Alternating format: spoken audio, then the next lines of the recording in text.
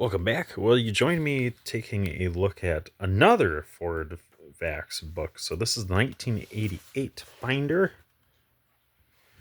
You've probably seen the one for the 87. Pretty similar, but of course the content is different. But the even though the information is different between these, the layout is quite similar, very comparable. So pop it open right off the bat. General information, and it'll kind of teach you how to use the book. These first many pages teach you how to use the book, and then a wide variety of information about the cars as a whole and what Ford's deal is in 1988, and then some of the 88 and a half models. And then once you get into that, you can see each kind of section is tabbed off here to the side.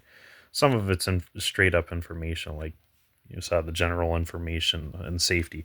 Again, towards the bottom, we'll see like a whole comprehensive list of powertrains, towing, general options across all cars, body specs, and then a tab for color and trim. And then there's usually some sort of glossary or index way at the end. But then everywhere in between are actual models of cars. You pop those open, you can actually look at all the details that they have listed on these cars. But in the general information, starts off with a table of contents, and this is for the entire book here. And you can see because it's labeled in tab, not pages. The models that aren't 1988, they've put in red here. So that would be the 88 and a half Escort, the final facelift, the final iteration of the Escort before the Mazda platform, and the 89 Probe. And then the next page, that should be a little bit of index here. But this one is actually a table of contents for the general information. This one is for the whole books. So technically this page is supposed to be ahead of this divider. I might do that someday. My only issue is anything rough like this wears onto the paper. So we'll probably put a clear divider in there so nothing's getting worn out, and then they'll be properly oriented. So yeah, now we're getting into general information. Brags about Ford's quality at the time. They had switched mostly to robotics for everything by this point. That kind of come into place in 1980, 81. Because, like, as far as our cars go, almost everything is automated. Very cool here. They actually have a photo of some of their engineers actually doing some test work on a 1.9 EFI high output CVH. So that's really cool. That is the creme de la creme of engines at this point, at least of their 4 cylinders. Then we get into things like the corrosion protection. Essentially, it's some sort of level of galvanization that they apply to all the body panels, bodywork of the cars. When you strip the paint off the cars, you can kind of tell, especially on things like the fuel door on these cars. It's very well galvanized. It's one of the last pieces to rust, and because it's so galvanized, paint doesn't like to stick to it all that great. So on the back side, you can often find some paint chips, and you'll see it's like perfectly galvanized steel. No signs of trying to rust or anything. Then we get into the VIN number. It offers up a generic VIN number, and then it shows you how to decipher it. There's a lot of information there. I actually have all of this. Well, I say not all of it. I have all the relevant parts to us. So I have all the Escort EXP VIN information posted up in our registry and information database for these cars. We get into fuel economy, EPA estimates, how they go about making those, and how reliable those are or not. But overall, that's a pretty short section. We get into safety here.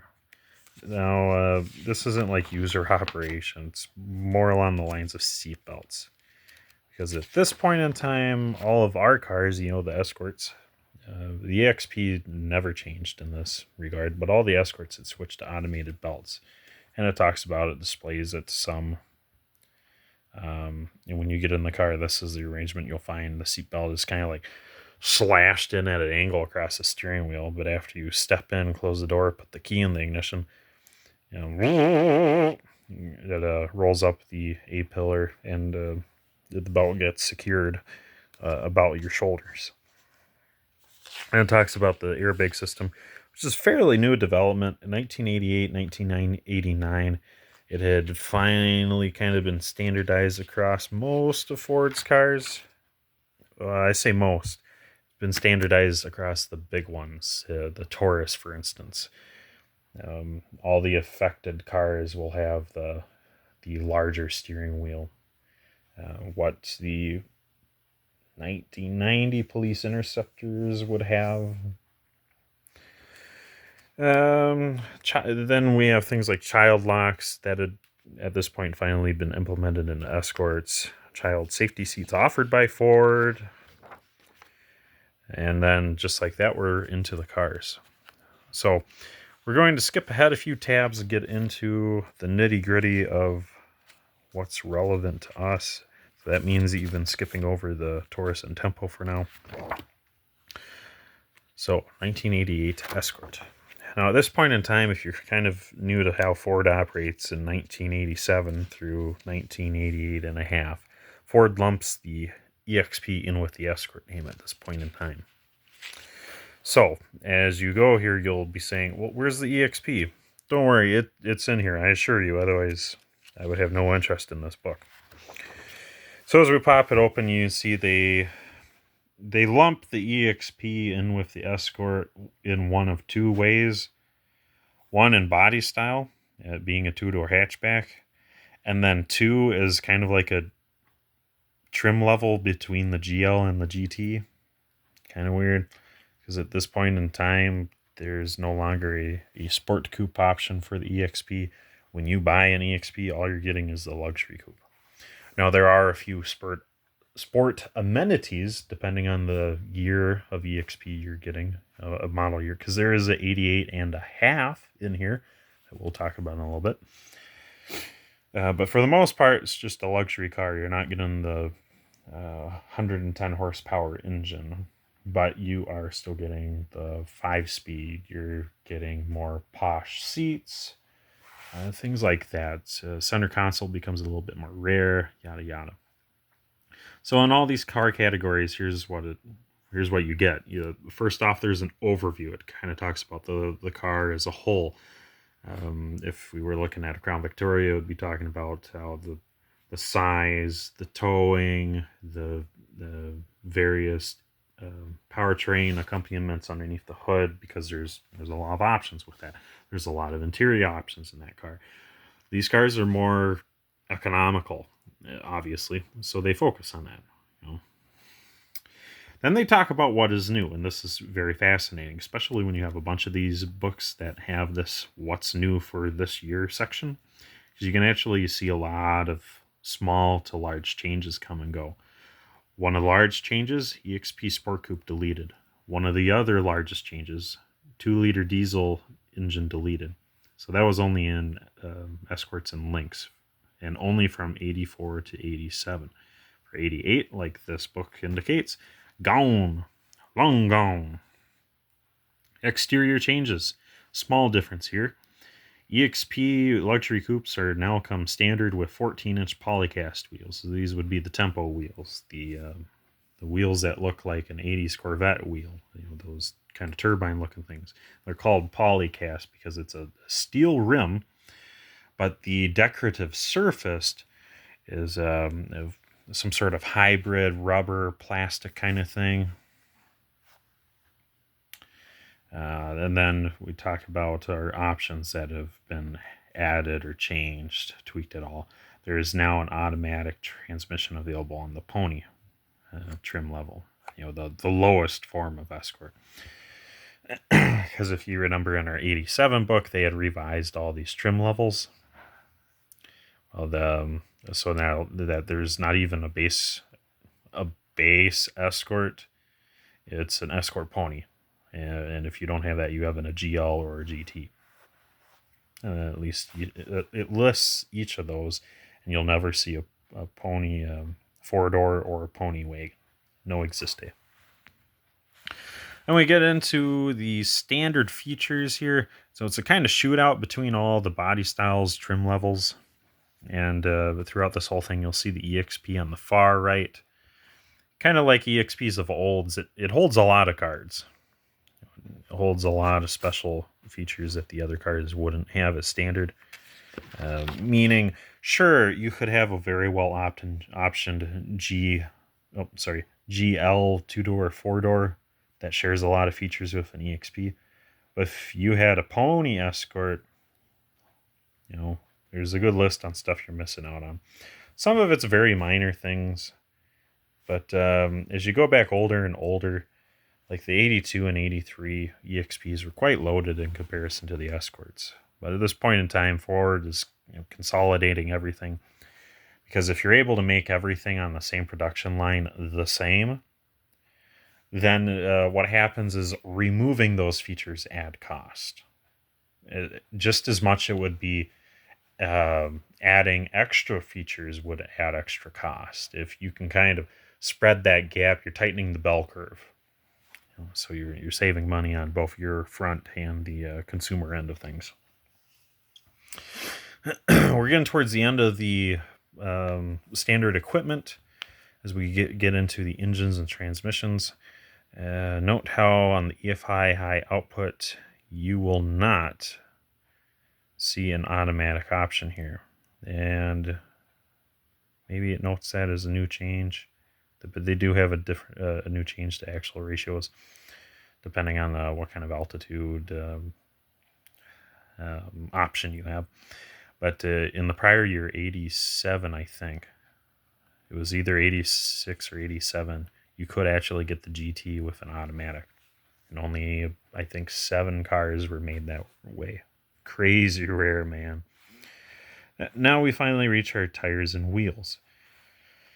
And I'll list them out. You get all the sizes. They talk about the mini spare and conventional spare. The mini spare, that's just a 155, I think 70 R13.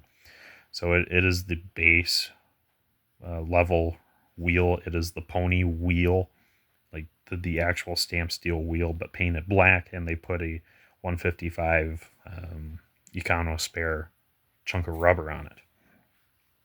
But you could get an optional normal spare, and I presume that would just be because you can see these are not on the GT or the EXP, so these would probably just be on the cheapo wheels. Maybe not the most cheap, but this could be, say, maybe the turbines with like a 165 or 185 on them. The more likely is going to be the cheap wheels, these 13s, but you actually get the full-sized 160 instead of the 155. Small differences like that, but they add up in some instances. I'll list each of the wheels, the sizes of them. There's even a spoke count for a couple of them, so you can kind of keep track of which ones are which. Now we're into the optional categories, or at least deeper into them. You can see them all here. The thing with these binders, though, is they don't include prices for these, and that's fine. I have the price books for such information. But it's everything from radios to the super spendy paint. There's special paint that you can have as optional. Different suspension setups, like load carrying rear suspension. So if you are going to do a little bit of trailering, even though it says that when you're trailing, the most weight you can have on the tongue is 100 pounds, and the most you can carry behind your butt is 1,000 pounds, behind your car. But now we get into key specifications. These are primarily measurements, just of the cars as a whole. There's some technical information here like weights, lengths, wheelbases, heights, cargo capacities, um, uh, passenger occupants capacity. Pardon my stumble there. I try to find the words. Sizes of wheels, sizes of brakes, steering. If take a note here, manual rack has a different ratio than the power rack. If you have a choice, just get the manual one. Don't even look at the specs. Just get the manual one. Do yourself a favor. Now we show off all the wheels, as well as each of the transmission gear sets here. And that matters a bunch. As well as, look at that, they got a little bit of quoted horsepower. At this point in time, they ain't providing a number for the 1.9 EFI high output. And through all my research on the internet, that's kind of the theme here. So at this point in time, they were stuffing the roller cam and roller lifters into these all of the CVH engines, so they wouldn't have such bad lifter and cam wear. So they make all that roller mitigate pretty much all of that wear.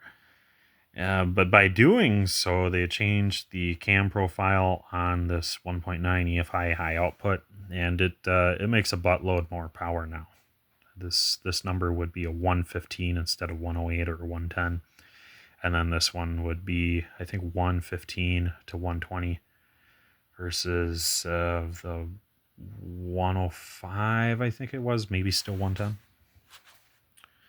Kind of little stuff, but it catches the eye when you see the differences. But these are each of the wheels. These are the cheapies. These are the cheapies with rings and colored lug nut caps. This is that polycast wheel I was talking about. Very Corvette-ish, but definitely not. These are the cheapest wheels. They blatant wheel covers. Look poor. The 8 spokes are pretty cool though. And then at the back of all these, there is a very good mechanical or engineering drawing of the dashboards for each of these. They do an extraordinary job of labeling every single feature on these dashboards, except for like any spots where you can place something to be held. Like this part of the dashboard, if you've never had a round dashboard Escort or EXP, it's kind of cupped in the back, so there's a pretty sizable shelf here, so you'd be able to have a checkbook or a purse or a wallet, or maybe even a bottle of soda laid on its side, things like that. But they don't label that. But they do label all of the vents, for instance.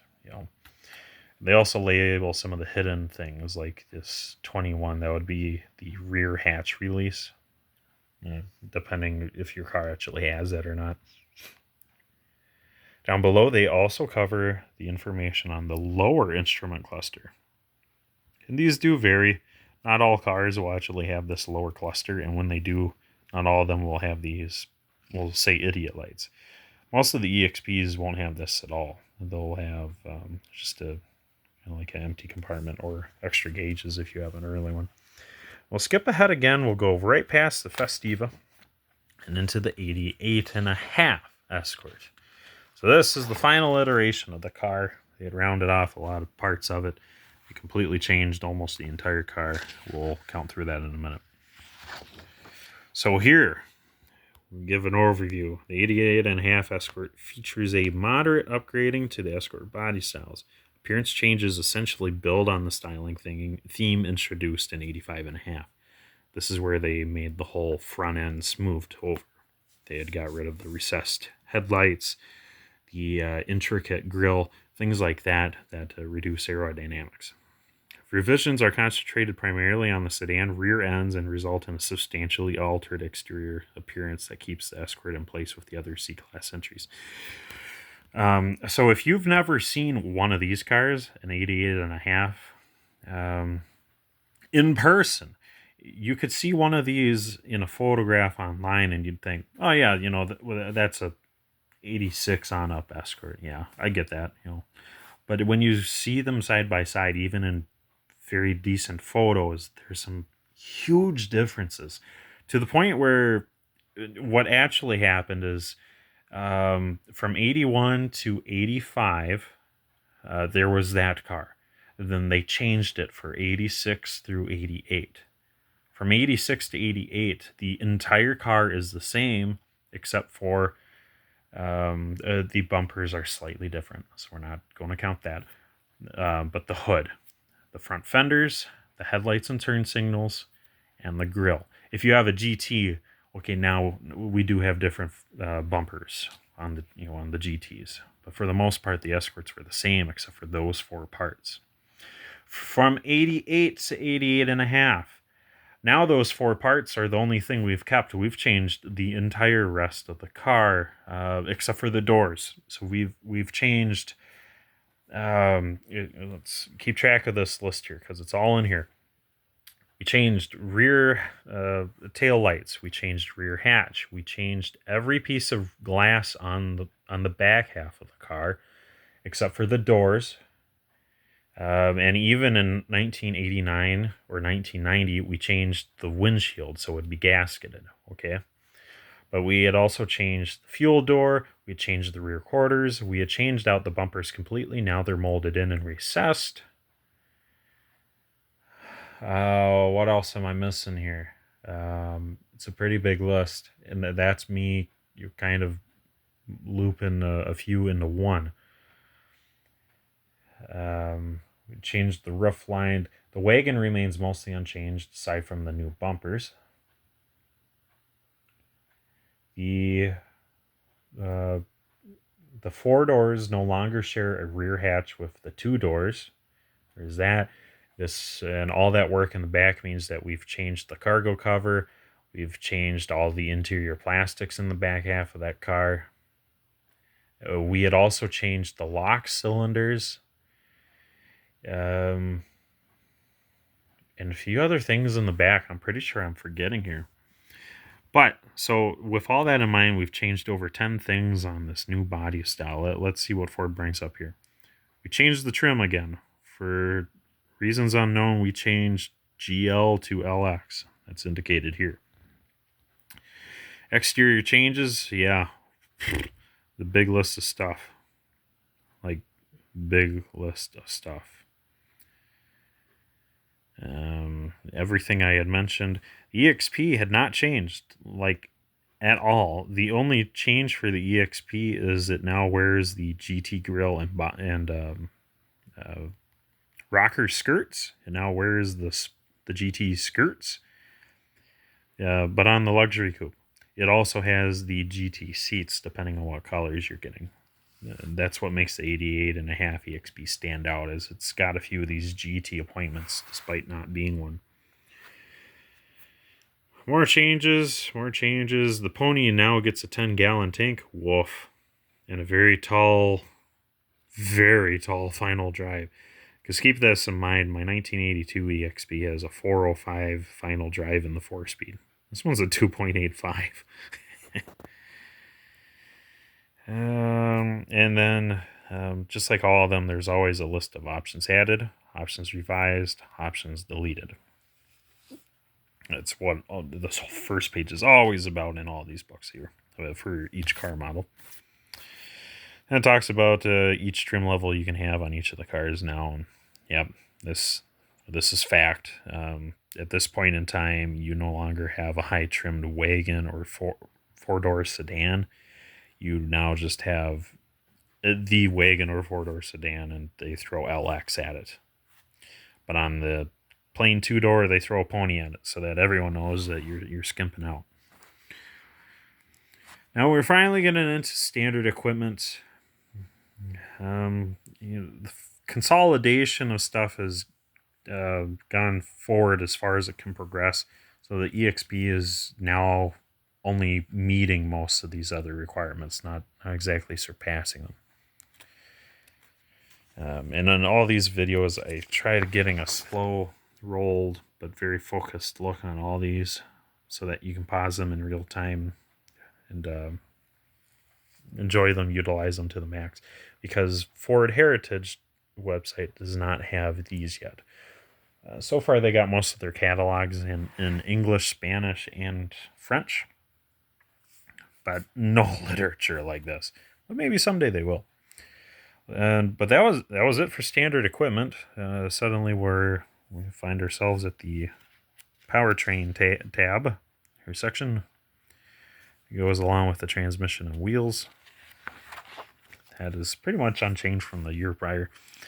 And now we're into options. And you see there's a long list of options. There's not too many things that you're not allowed to have. A roof rack is only on the way, and that's kind of how it's always been. But for the most part, you have access to almost anything.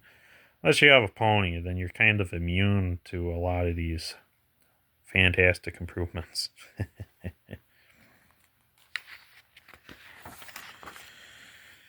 Now we're into our specifications. They're pretty similar to before, but with the body changes. Like the biggest thing that you as a car person can tell from the Escort body style before, the up to 88 from the 88.5 to 90, is that these ones are now a few inches longer. Before, here we go, overall length. Before, the EXP was the longest by about 2 inches. Now it's the shortest by 1 inch. It just goes to show how much they changed the back half of all those cars. But the EXP, true to its roots, never changed. 7 years of the same. But that also changed all of the cargo capacity, the rear passenger occupants capacities. Brakes never changed. So most of the suspension aspects did not change, aside from I think for some reason I think the pony gets the thickest bar. Maybe not. Front suspension stabilizer bar, the GDT gets the biggest one. So they have that to look forward to. I think one of the years of pony is actually pretty huge, but then a different year pony is the smallest. so riddle me that. And now we're actually getting into powertrain configurations. You can see the final drive ratios. Towards the bottom here, they've kept all the wheels except they had changed out the really cheapy one for this. This guy actually looks pretty slick. 14 inches. They're also polycast. They look quite nice. And then again is the whole dashboard assembly, and it's the exact same. They had changed nothing here. But we're going to show it to you just so you can see it. And that's it for the Escort sections as a whole. But we will skip ahead to the chassis and body tab. Look over the table of contents. The front suspension, rear suspension. Ford spends some time bragging about their work in these couple front-wheel drive cars because it's 1988 now. They've actually transitioned most of their automobiles, their passenger cars, anything that's not a truck or a van, is slowly becoming front-wheel drive. At this point, half of their lineup is front-wheel drive. So that's huge. I mean, first, these cars, the Escorts, were not their first front-wheel drive car, but they were their first big one. They did have the Fiesta in 1980, maybe 1981. But those were nowhere near as renowned as these cars are. They spend a little bit of time on the rear suspension, like the Festiva's rear, cheap. You can actually, this is pretty cool here. You can see the Taurus suspension. It's more or less identical to the Escort suspension. Here it is. Zoom out and you actually see them both in frame.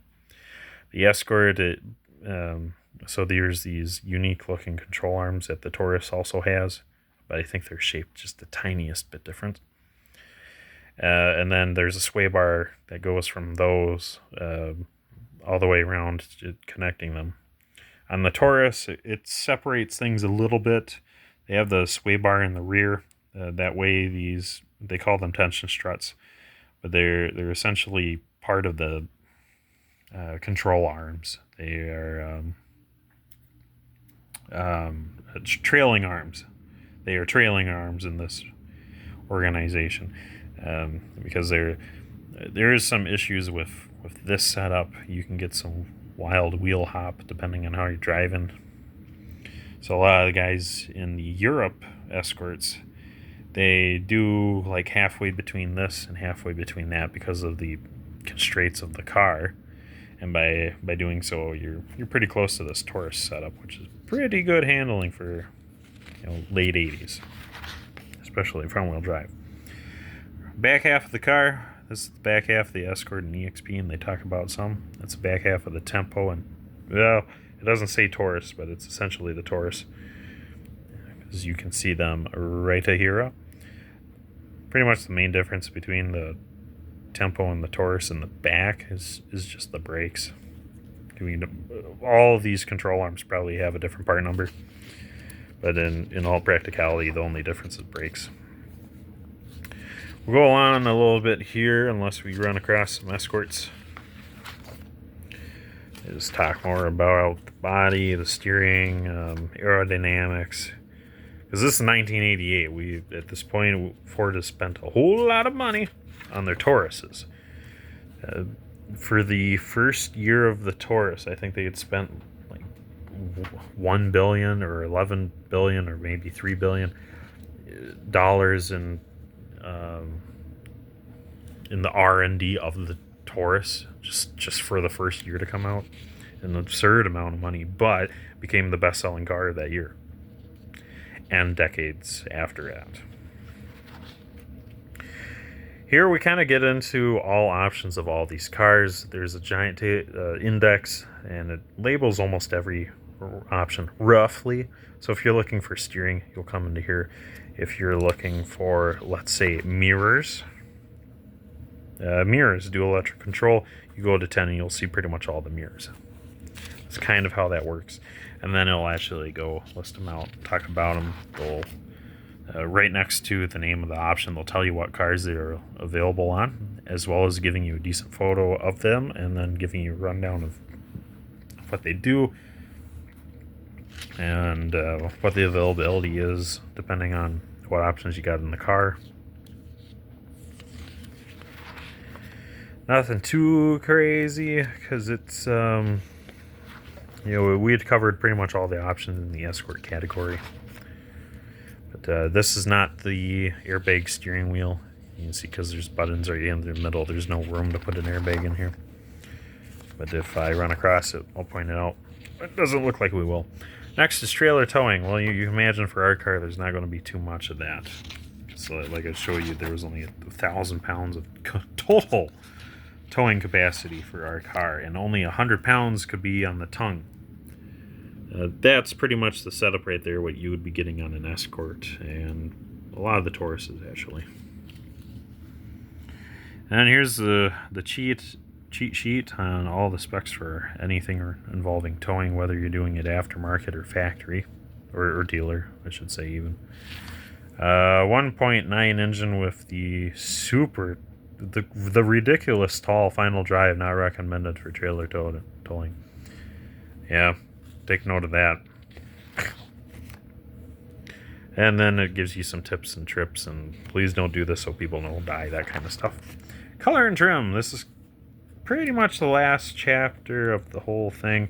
There is a tab for glossary, but it's literally just for, hey, I'm looking for this word somewhere in the book. Where can I find it? Not all that practical, so we won't even look into that. But the coloring section, each page is dedicated to one car. My only complaint with this section is each page has the same exact font and font color for all these cars. So finding the Escort and EXP is kind of slow, because I have to look over all these here. There's like 7 pages for Mustangs. Escort, all right, and they do have the 88.5 separate. They have them both here very conveniently, side by side. And just like I said earlier, the EXP is included in these listings for both years. Oh, there it is. The EXP was a little further down. So here's how this works. On the far left, there's a list of the paint colors, and they're organized in two sections. Top section's the normal paints. The bottom section is the spendy paints. Paints you got to pay extra for. They're usually called clear coat metallics or metallic glow, depending on the year you're looking at. Towards the top of each section, it'll say which trims or body styles you can actually get these paints in. And then to the right, you'll see the names of each of these paints. Directly to the right of those is going to be the 2-digit code for that paint. Midnight Regatta Blue, for instance, is 3U. Black is always 1C. Things like that. We go down a little further, and up top here, it's listing interior trim codes. And there's only 4 interior colors for 1988, pardon me. And there is a letter code for them. There's a letter to denote the color, and then there's a letter to denote the seat type. And they'll be down here. So all these B's, that's for Regatta Blue. The Scarlet Reds are all going to be E's, A's, and D's, because depending on which one you got, you could have different fabrics. Medium grays are all P's, A's, H's. Sand beige are all Y's and Z's. And down here, they actually decode all these for you. Not that each of these letters are their actual codes. I'm sorry. I'm getting this all mixed up. Each of these letters are for the dual body side paint stripes. Yeah, that's the other complaint I have with this section. This should have been right here, so you can't get that mixed up. I had even filmed this earlier and got this right, and here I am again, having reviewed it multiple times off camera. Still got it wrong. Yep, and I'm a pro. But essentially, worrying about these marker types isn't too important, because they just indicate what kind of pinstripe you're going to have on the car. Nothing too crazy. It's clever because if you have a photo of a car on only the outside, you can kind of tell what interiors are going to be in it. But for the most part, you can kind of do that just from the main body, interior, exterior. You're not going to have red seats in a blue car,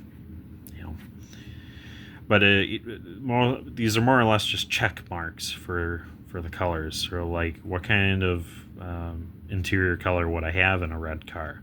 Well, it looks like I can have red, I can have gray, but I won't have beige or blue. That's how it works. Kind of similar down here, where we've separated the GT available colors from the rest of the cars. All these cars can have these available unless otherwise stated. You can see there's a couple that aren't available on the EXP. Maybe there aren't at all. Oh, they're listed over here, because that's convenient. So half of these colors you can't even get on the EXP. Down here in the GT section, like I said, these are just paints you can only get on the GT, and like we said earlier, check marks for the interior trim colors, because the GTs they only had these 2 trim colors, and they were only one type of seat. We scroll down, and now we can actually talk about those types of seats. They organize these by trim level. So the ponies, you can't get a blue or red interior, but you could get gray or tan, which it says sand beige, it's tan, or pretty creamy actually. It's very light. GL and EXP luxury coupe, you can actually get it all 4 colors in both cloth low backs and vinyl low backs. For the GT, you can get cloth sport buckets. Now remember when I said the 88.5 EXP actually got the sport buckets? We go over here. There it is. EXP Luxury Coupe, cloth sport buckets. That's the only way you could get them. And you could actually get them in 3 colors instead of only the 2.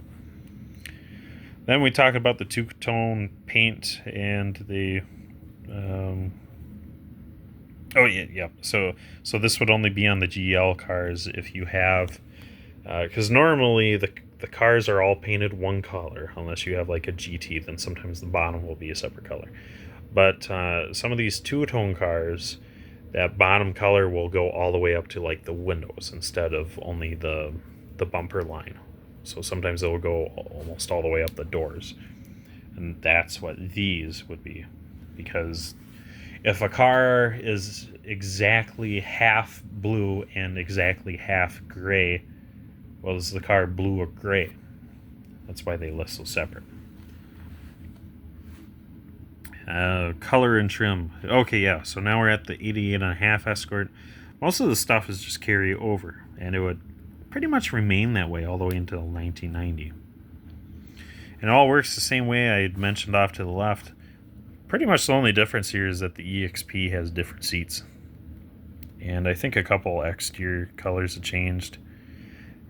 Yeah, they had lumped the EXP seats in with the GT seats.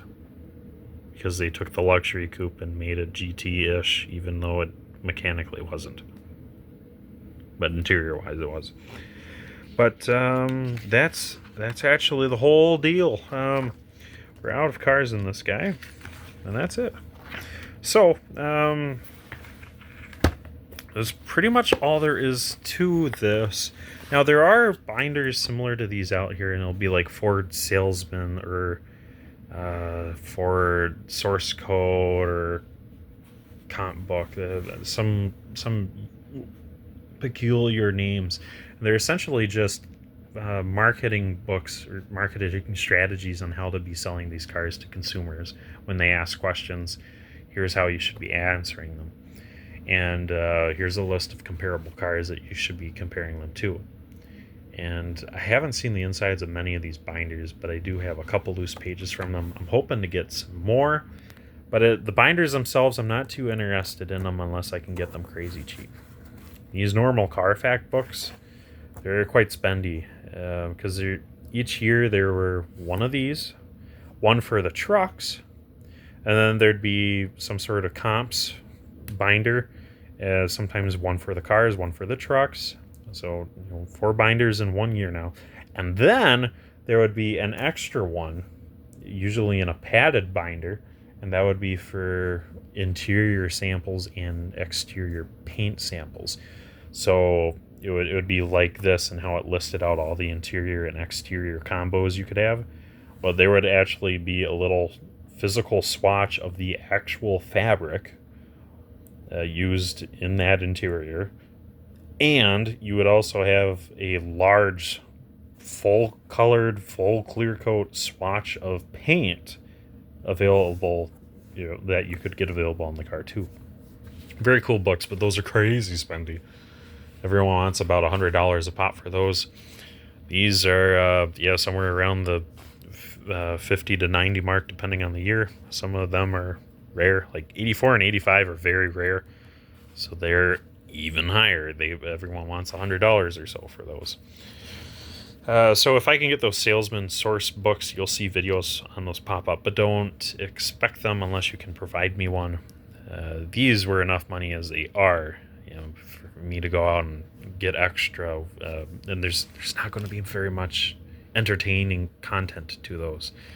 And me as an owner, I'm very enamored to pop these open and read them again and again and again. I do that with all my literature. But for me to go in and read about how to be selling these cars to people, and how to specifically comparing these cars to other cars, there's zero need for or interest for me for that. We have things like Motor Week and car magazines for a reason. So all that is just completely useless in my mind. But there is some interesting information in those. So like I said, I'll try to grab some loose pages when possible. A lot of people go out and actually part these out online, which is weird. But whatever, more power to them. But what I like a lot about these is you can see that they're only about 2/3 full, half full, depending on the year. So when you get other sheets for your specific car, like those loose ones that I'm talking about that I will be getting, also all those loose ones for 88, I'll stuff them right in here in that Escort section. and I'll be able to do that with all the other years. Very cool. It'll allow me to kind of consolidate my storage system, because right now I have that absolutely full of catalogs, marketing books, color pamphlets, postcards, coloring books. I could go on forever, and it's all just ordered by year and car. Well, these books are already ordered by year, so I'd love to eventually get all that into these binders by year. And then within these, they can be within their car. All my Escort stuff can be in here. And in the older ones where there is an EXP tab, my EXP tabs could be full of more EXP stuff. I'm super psyched for that. Keep an eye out for more videos. We got a bunch more of these coming. I don't say a bunch more, but I got a few more coming, and some of them are pretty spectacular. Yeah. So, hope to see you guys soon. If you have any questions or comments, or if you have one of these you want to sell or donate to me, let me know. The ones I already have, I'm not interested in more. The ones I'm missing and don't have videos on, I'll take those. But